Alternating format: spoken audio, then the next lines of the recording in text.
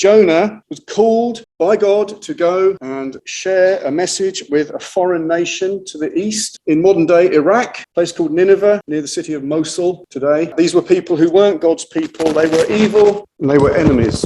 But Jonah, being a prophet, he knew that if you go and send a message, there's a chance that the people will turn and repent and God won't punish them and they will get mercy. And Jonah did not want them to have mercy.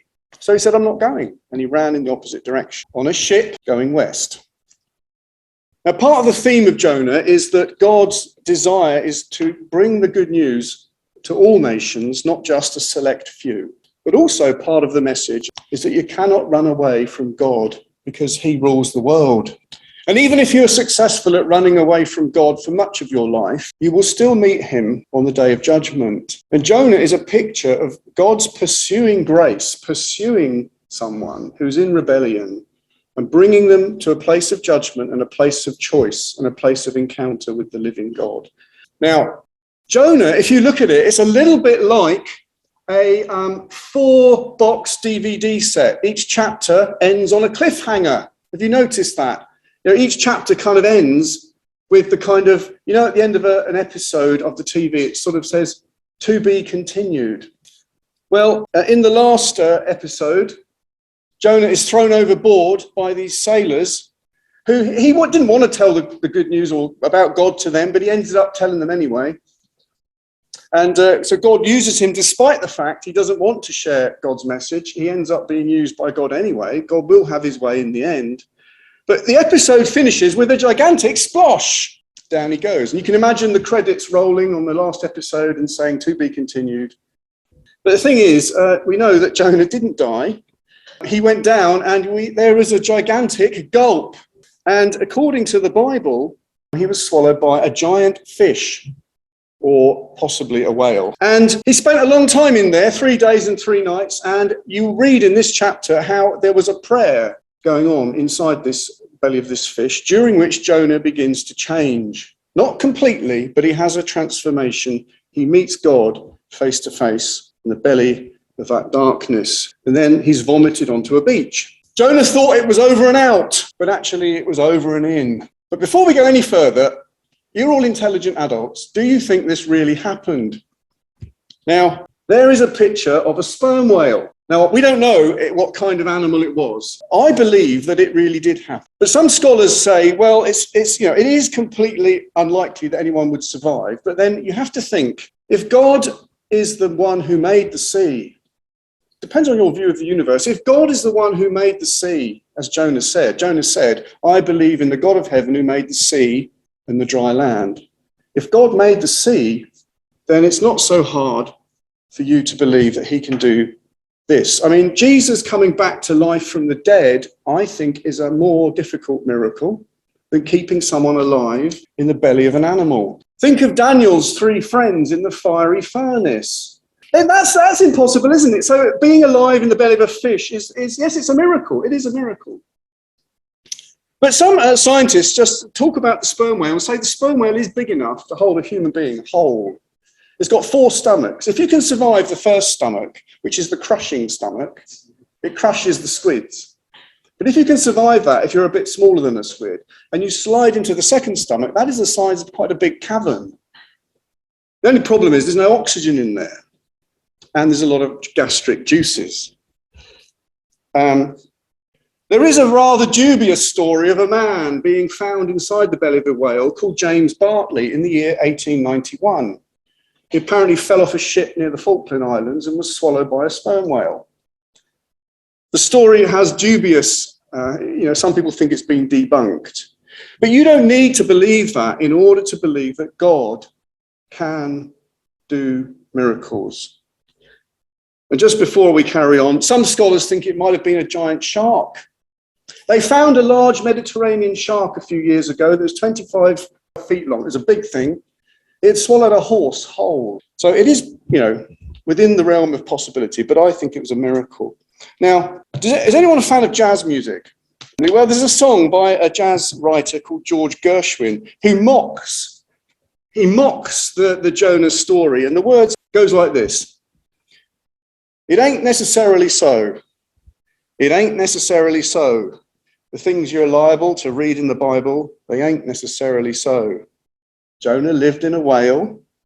He made his home in a fish's abdomen. It ain't necessarily so. So it's a kind of a mockery. Then I heard of a preacher, I think it was great. He made a comeback song. I won't sing all of it, but he wrote this. He wrote, "You ain't being logical, though. You ain't being logical, though. If God made the fishes, they'll do as he wishes. You ain't being logical, though." Whatever you think, you've got to realize this. Jesus classed Jonah as a real person. Jesus referred to Jonah as a historical individual in the books of Matthew and Luke. And the story itself, the book, reads like a narrative. It doesn't read like a myth or a parable. Now, there are four truths, I think, in this chapter that help us learn about God, our rescuer. The first thing is, I believe it's a warning. A warning. Sometimes God must severely humble us before he can rescue us. You know, sometimes God can't get hold of someone, so he has to put them through something pretty severe mercy, in order to get their attention. And this is exactly what he did with Jonah. You see, Jonah was going along on his ship, bright open sea. I can do what I like. I'm my own God. The wind, the breeze in his hair. And suddenly it all goes completely wrong. God sometimes will upset the apple cart to rescue someone. Now, has that happened in some of your lives? I'm sure it may have done. Definitely happened in mine. I had plans to go to America and be a weightlifter and a bodybuilder, pose on the beach and all this sort of thing. I had all these plans to take drugs, and the Lord ruined the whole thing to get hold of me. But you see, this would have been a lesson to the original readers, because we don't know who the original readers of Jonah were. Maybe they were before the exile into Babylon.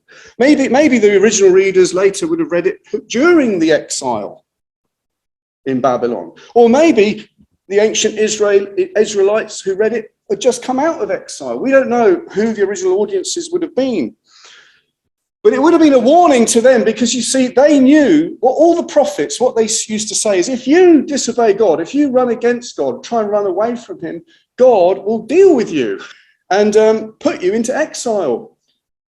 And Jonah was a prophet. And I believe that Jonah really did go through this, but it's a kind of an acted out picture of what happens to Israel if they run away from God. A lot of the prophets, people like Hosea, they use this image of being swallowed up by a sea monster. And so, for example, in Hosea chapter 8, verse 8, it says, Israel is swallowed up. Now she is among the nations. So this was a popular image. Run away from God and you'll go into exile. It's like being swallowed by a sea monster. So I think Jonah was a warning to God's people, as well as a true story. Look at Jeremiah 51, verse 34.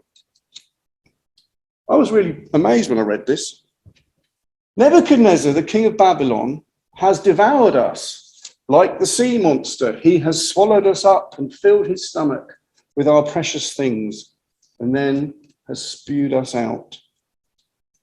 So what Jonah goes through in real life as a real story is a warning. Israel, this has happened to you or can happen to you if you run away from God. And then lastly, in the Psalms also talk about this.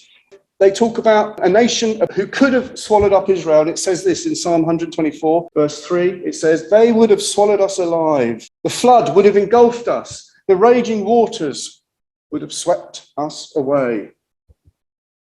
Don't you think it's amazing how God can get a man, put him through something, and use it as a lesson of how God deals with people? The second thing in this chapter concerns Jonah himself. Jonah was also a sign of God's ultimate rescuer who was going to come and rescue people from sin. Because you see, when Jonah sank down into the water, into the sea is like death. It's a picture of death and separation. Because you know, when he went down under the waves, he was completely separated. Down he went. And he ends up in a fish's belly. The fish's belly is a symbol of the grave where Jesus went. And then the fish vomits. But the vomit, what's that representing? It's a sign of resurrection. That the death couldn't hold Jesus. The grave couldn't hold Jesus. The grave had to expel Jesus, and Jesus came out as resurrection. So that the vomit, is a picture of the resurrection. The grave couldn't hold Jesus, just like the fish couldn't hold Jonah. God commanded the fish, and out Jonah came. And Jonah, when he went down into the waters, it's an interesting thing he said in one of his, in this verse, chapter 2, verse 4.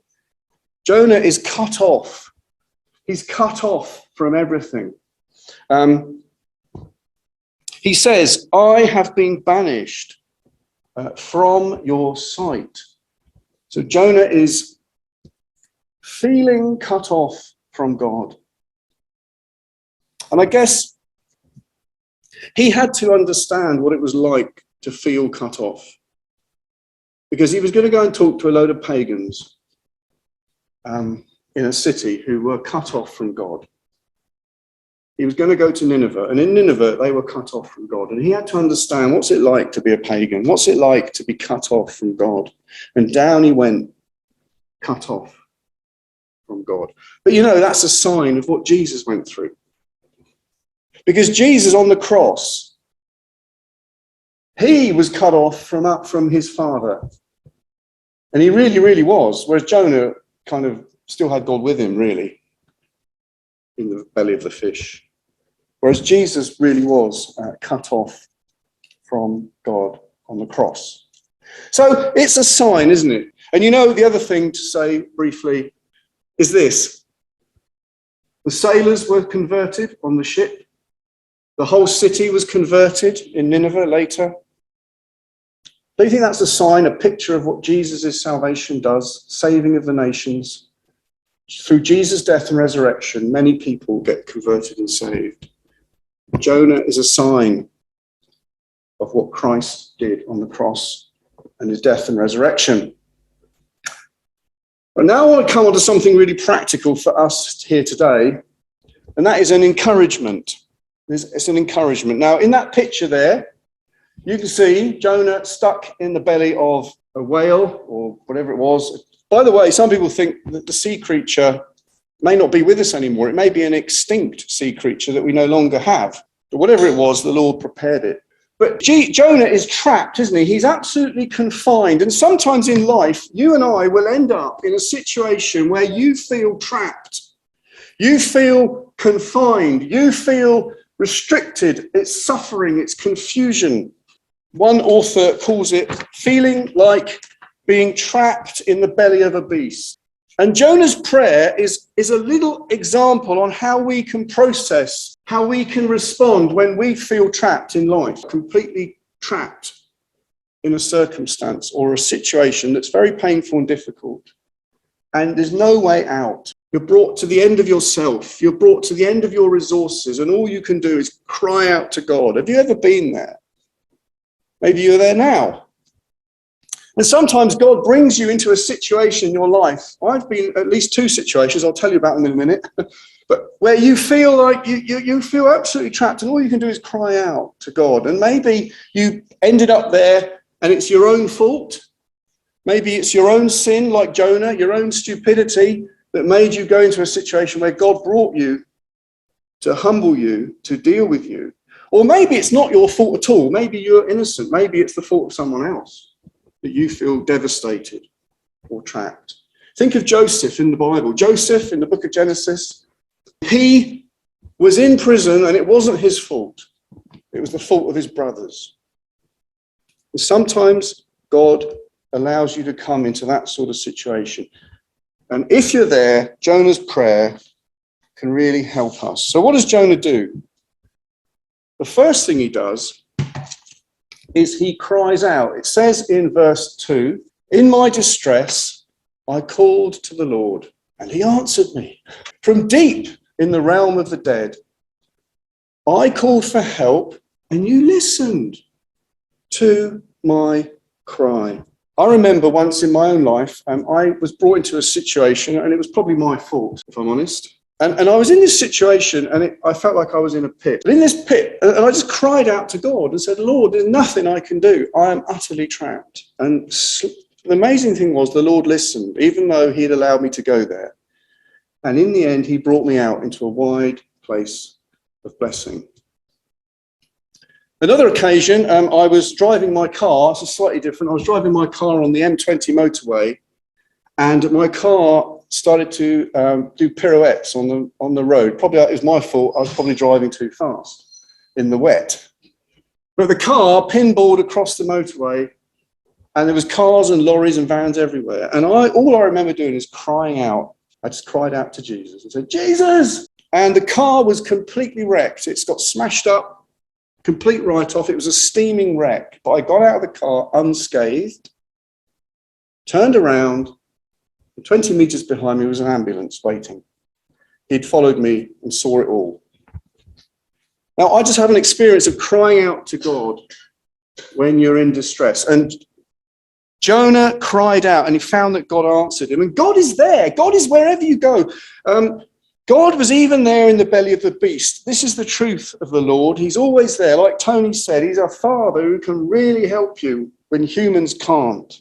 Even at the bottom of the sea, no one is too hopeless. No one is too deep, too far away. If they cry out to the Lord, as it says in Psalm 46, verse 1 and 2, he's a present help in your trouble.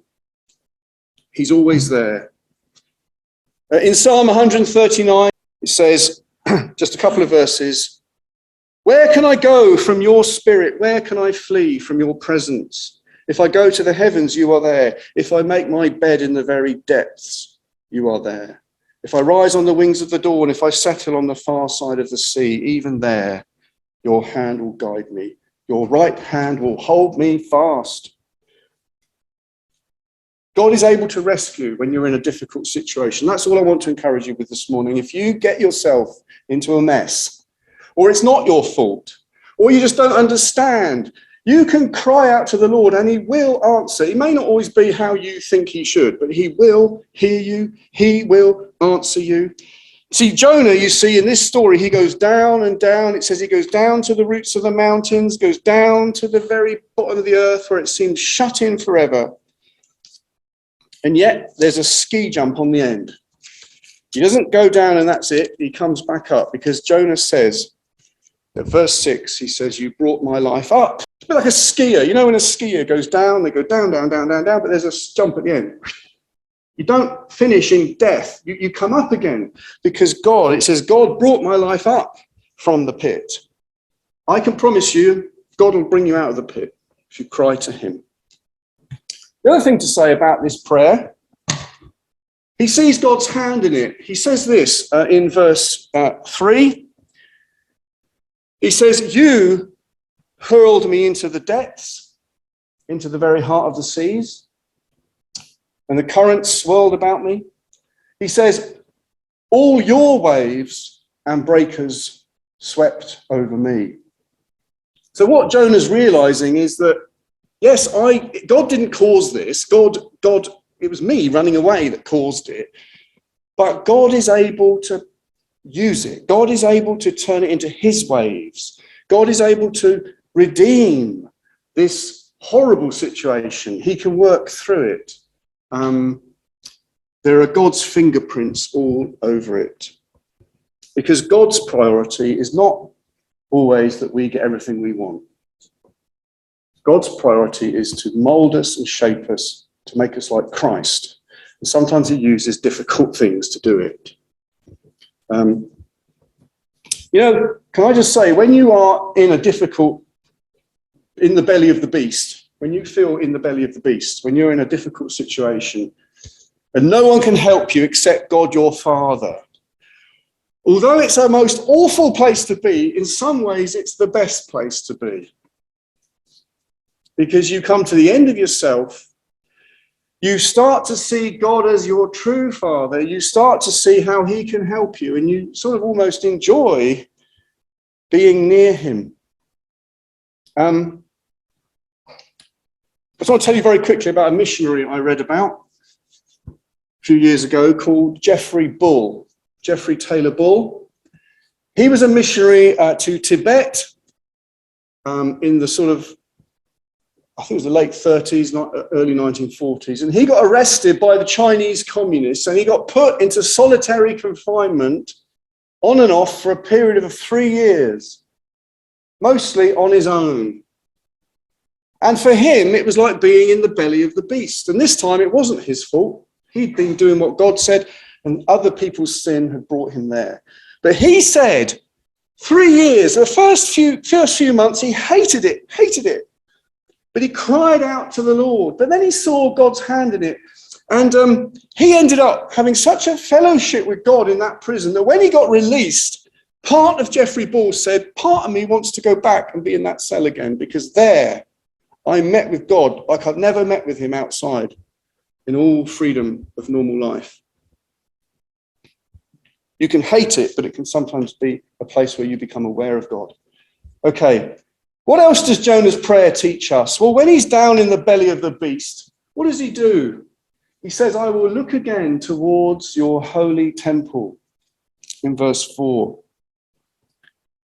Now, in Jonah's day, the temple was the place where you put your phone call into God. It was like a telephone exchange. Do you remember the telephone exchanges where you if you want to make a call, you go to the telephone exchange and they put your call through. Well, the temple was like that back then. And Jonah is saying, God, can I put a call through to you? Will you hear me from the bottom of this pit? And God took the long distance call. He took it. And he said, yes, I will hear you. And I want to tell you this, what we have to do when we're in the pit, we've got to look to Jesus, because we don't have the temple anymore. We've got Jesus. Look to Jesus. He's God's presence. And if you look to Jesus, even though everything's awful, God will hear you. You remember Jesus from the belly of the beast. He says, I remembered you, Lord. It reminds me of Paul and Silas when they were in prison in the book of Acts. They were trapped in a prison in the book of Acts, and although it's awful, they started to look to Jesus and they started to sing and praise the Lord, even though they were in the pit. And the Lord gave them an earthquake and got them out.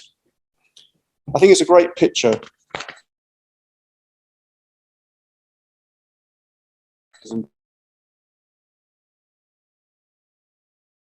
Challenge. This is the last point. Jonah deserved to drown. He deserved judgment for what he did. But God rescued him. He found mercy and salvation. He says in verse 6, but he recognized he was dying, going down to the roots of the mountains. He recognized the seaweed was wrapped around his head. He said, my life was ebbing away. He recognized he was dying because he deserved to die. But God showed him mercy. And it says, but you, Lord my God, brought my life up from the pit. And I just want to say this, all you Christians sitting here today, all of us deserved judgment, but you have received mercy. You are like Jonah, sitting here today. Did you know that your middle name is Jonah?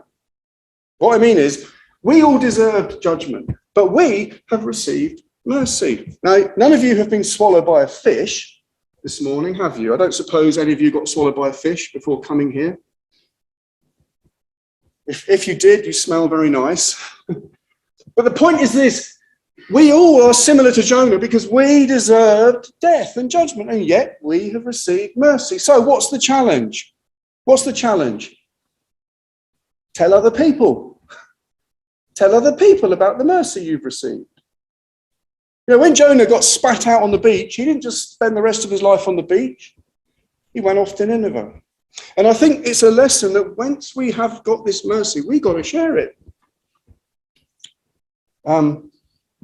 What's happened to us is like what's happened to Psalm 40 there. It says in Psalm 40, I waited patiently for the Lord. He turned to me and heard my cry. He lifted me out of the slimy pit, out of the mud and the mire. He has set my feet on a rock, given me a firm place to stand. He has put a new song in my mouth, a hymn of praise to our God. God has shown us mercy, so let's share it with other people. That's my kind of challenge, because some people can think, well, they're not going to listen. It's not going to work with my friends. They don't want to hear the gospel. There's no point sharing the mercy I've experienced. Well, God doesn't think that. God thinks, go and share it, even if they don't listen. Now, Jonah's prayer is a great example, but there's one problem with it. It's very subtle. There's one blemish in Jonah's prayer. There's one fly in the ointment that ruins it. And it's found in verses 8 and 9 of chapter 2. Because Jonah, he's been rescued, but then he does this. He prays these words. He says, those who cling to worthless idols, that's the pagans, they turn away from God's love for them. But I, with shouts of grateful praise, will sacrifice to you. What I vowed, I will make good. And I may be wrong, but I think there's a subtle self-congratulation going on in Jonah there. There's a subtle, well, I've done well. Those pagans, there's no point really. They're a bit of a write-off, the pagans. They're a bit of a lost cause. But I've got the truth. But I'm self-righteous. And the problem with that sort of attitude is you tend to think, well, I can enjoy God's salvation, but I don't need to tell other people. I can enjoy it for myself. But we are not to do that. We're not to be self-congratulating, and we're to go sharing the mercy we've been given. Share your experience of mercy and grace. Let others know about the God who rescued you. The Lord is a rescuer. He will rescue you in your difficulties. He rescues you from your sin. He's a wonderful Father. But the challenge is, let's not keep that wonderful news to ourselves. Let's seek to share it and pass it on. Jonah was told to go and share it, and so must we. Amen.